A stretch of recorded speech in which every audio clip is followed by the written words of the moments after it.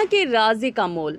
इब्राहिम अदहम ने कुछ वर्ष अपने सतगुरु कबीर साहिब के चरणों में रहकर सेवा की और फिर उनका आशीर्वाद प्राप्त करके उनसे विदा लेकर आप बुखारा आ गए। परंतु अब वह बादशाह नहीं बल्कि एक फ़कीर के तौर पर लौटे थे। एक दिन बादशाह दजला नदी के किनारे बैठा गुदड़ी सी रहा था। उसका वजीर शिकार खेलता खेलता उधर आ निकला। 12 साल में शक्ल बदल जाती है। कहाँ बादशाही पोशाक, कहाँ फ़कीरी लिबास। तो भी वज़ीर ने उसे पहचान लिया और पूछा, आप बादशाह इब्राहिम अदहम हो? जवाब मिला, हाँ। वज़ीर बोला कि देखो, मैं आपका वज़ीर हूँ। आपके जाने के बाद मैंने आपके बच्चों को तालीम दी, शस्त्र विद्या सिखाई, पर कितना अच्छा हो कि आप अब फिर मेरे बादशाह हो और मैं आपका वज़ीर।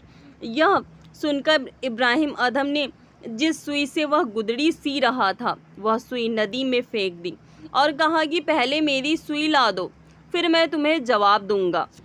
वज़ीर कहने लगा कि मुझे आधे घंटे की मोहलत दें, मैं आपको ऐसी लाख सुइयां ला दूंगा। बादशाह ने कहा, नहीं, मुझे तो वही सुई चाहिए। वज़ीर ने कहा, यह तो नामुमकिन है, इतना गहरा पानी बह रहा है, वह सुई नहीं मिल सकती। बादशाह बोला, तो कुछ नहीं कर सकते, तुम कुछ नहीं कर सकते। और वहीं बैठे हुए तवज्जो दी। एक मछली सुई मुंह में लेकर ऊपर आई। इब्राहिम अदहम ने कहा कि मुझे तुम्हारी उस बादशाही को लेकर क्या करना है। मैं अब उस बादशाह का नौकर हो गया हूँ जिसके अधीन सारे खंड ब्रह्मांड कुल मालिक कायनात हैं।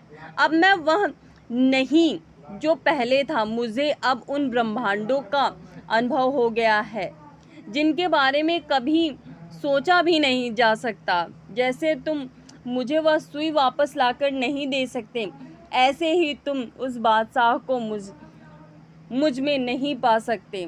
जाओ, अब मेरे लड़के जाने या तू जान।